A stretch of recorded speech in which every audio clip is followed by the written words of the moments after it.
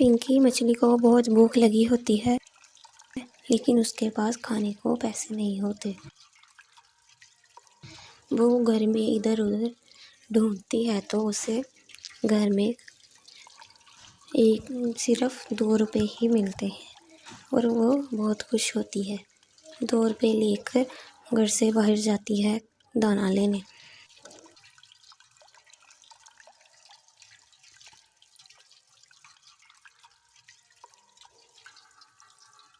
वो दुकान पर जाती है तो वो दुकान कालू मछली की होती है।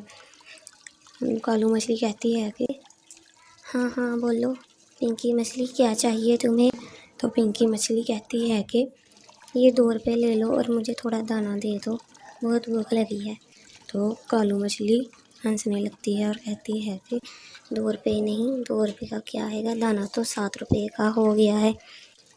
पिंकी मछली कहती है कि नहीं नहीं, अभी परसों तो मैं 2 रुपये का लेकर गई थी। कालू मछली कहती है कि नहीं नहीं, अब बहुत महंगाई हो गई है, दाना महंगा हो गया है, 2 रुपये का नहीं मिलेगा। और पिंकी मछली बहुत उदास होकर वापस चल देती है। जब वो आ रही होती है तो उसके हाथ से 2 रुपये भी गिरकर नीचे घुम जाते हैं।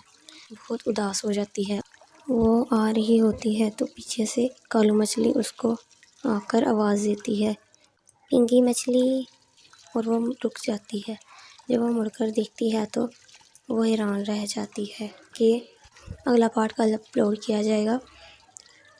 पिंकी मछली की कहानियाँ सुनने के लिए हमारे चैनल को सब्सक्राइब करें। यहाँ पर डेली न्यू स्टोरी अपलोड की जाएंगी। शुक्रिया।